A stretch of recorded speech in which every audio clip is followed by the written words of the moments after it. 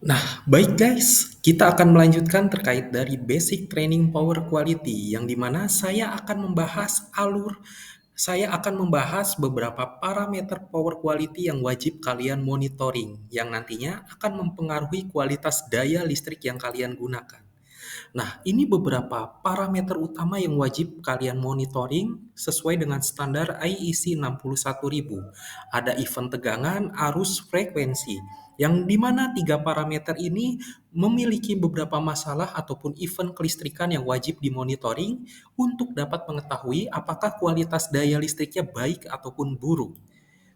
Nah, ini mulai dari event tegangan guys, ada beberapa parameter yang menyebabkan masalah kualitas daya listrik, ada swell dan dip. Secara sederhana, swell itu penaikan nilai tegangan sebesar 10% sampai dengan 80% dari nilai tegangan fundamental ataupun nilai tegangan nominal. Sedangkan dip itu sendiri penurunan nilai tegangan sebesar 10% sampai dengan 80% dari nilai tegangan fundamental. Jadi seperti berlawanan guys. Swell itu penaikan nilai tegangan, dip itu penurunan nilai tegangan. Dan tentunya hal ini dapat menyebabkan masalah guys, yang wajib kalian untuk monitoring. Kemudian ada transient, perubahan tegangan dalam waktu yang sangat singkat dan sangat cepat. Harmonik, ini juga menjadi salah satu kasus permasalahan dari power quality yang wajib kalian monitoring. Nah, saya akan menjelaskan saja secara singkat guys.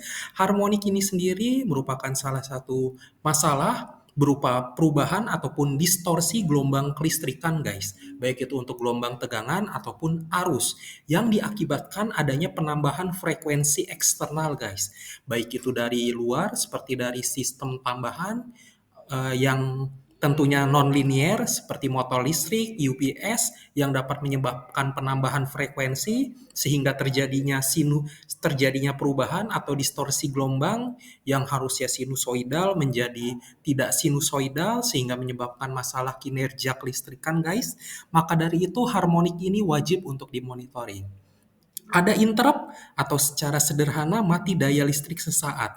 Ini mudah guys, seperti saat pada kalian bekerja tiba-tiba terjadi masalah korsleting yang menyebabkan mati daya listrik ataupun mati lampu sehingga menyebabkan kegiatan operasional terganggu.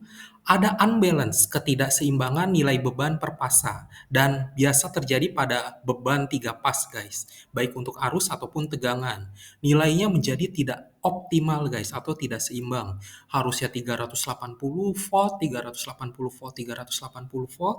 Ini ada yang berubah, ada 380, 290, bahkan ada yang 400 volt guys. Sehingga menyebabkan beban 3 pas, salah satunya pada motor listrik guys, menjadi tidak optimal saat bekerja. Kemudian ada event arus, sama seperti event tegangan, ada harmonik arus berupa distorsi pada gelombang arus guys, menjadi tidak sinusoidal dari gelombang yang seharusnya. Ada transient, perubahan nilai arus dalam waktu yang singkat, unbalance, ketidakseimbangan beban perpasanya untuk arus, dan ada inrush atau pelonjakan nilai arus dalam waktu yang sangat cepat dan bersifat merusak guys. Biasanya terjadi pada saat proses starting on transformator. Kemudian ada fluktuasi frekuensi. Nah, ketiga parameter ini baik dari event tegangan, arus, ataupun frekuensi wajib untuk kita monitoring apakah sesuai dengan standar aman ataupun tidak. Nah, baik guys, pada slide ini saya akan menjabarkan dampak dari terjadinya event permasalahan. Pertama ini ada dip dan swell guys.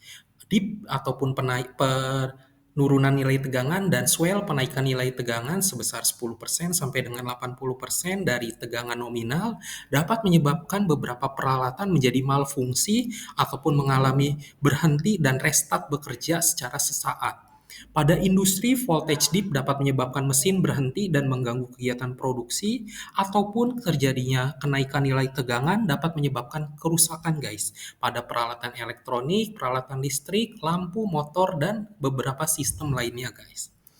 Kemudian ini ada transient tegangan guys, yang dapat disebabkan akibat adanya sambaran petir, switching kapasitor, ataupun pengoperasian peralatan besar yang menjadi sumber transient tegangan, atau pelonjakan nilai tegangan yang sangat besar guys, dan bersifat merusak bahan isolator dan dapat menyebabkan kegagalan operasi sistem. Transien tegangan ini juga sangat cepat guys, dan wajib untuk kalian monitoring serta kalian atasi, dan alat yang dapat melakukan pengatasan masalah transien ini dapat kalian install surge protector atau surge protector itu guys. Nah, kemudian ini ada harmonik seperti penjelasan sebelumnya guys, yang berupa distorsi gelombang yang harusnya sinusoidal. Ini harmonik tegangan, harusnya gelombang tegangan itu sinusoidal. Ini akibat adanya penambahan frekuensi dari beberapa beban tambahan mengakibatkan terjadinya distorsi gelombang guys. Nah, ini contoh gambarannya guys pada slide selanjutnya. Nah, ini guys, yang seharusnya gelombang frekuensi ini sinusoidal yang berwarna hijau ataupun segaris, akibat adanya harmonik yang diakibatkan adanya tambahan frekuensi dari beban nonlinier ataupun beban eksternal, ini menyebabkan terjadinya gelombang harmonisa ataupun perubahan bentuk gelombang guys, yang menyebabkan kinerja sistem menjadi tidak optimal. Nah, penyebab harmonik ini juga banyak guys. Salah satunya adalah penggunaan beban-beban nonlinier ataupun beban unbalance seperti UPS, inverter, motor listrik yang dapat mempengaruhi nilai arus dan tegangan dan menghasilkan frekuensi yang tidak seimbang, dapat menyebabkan terjadinya peningkatan harmonik. Dan dampak harmonik itu sendiri dapat mengakibatkan pemanasan, penurunan efisiensi, dan kerusakan sehingga wajib untuk dimonitoring. Kemudian ada interrupt tegangan ataupun mati daya listrik sesaat yang dapat diakibatkan adanya gangguan jaringan listrik, misalnya sambaran petir ataupun pohon tumbang guys yang menyebabkan kabel listrik menjadi rusak dan terganggu, kerusakan peralatan dan beberapa faktor lainnya. Kemudian ada unbalance tegangan guys. Nilai tegangan untuk 3 pas RST itu tidak seimbang sehingga mengakibatkan kinerja sistem menjadi tidak optimal. Dan event tegangan ini sendiri semuanya wajib untuk dimonitoring apakah sesuai dengan standar aman ataupun tidak untuk mencegah terjadinya kerusakan yang lebih parah. Nah guys, next di video yang part 3 akan saya jelaskan beberapa masalah pada event arus ataupun pada parameter dan frekuensi.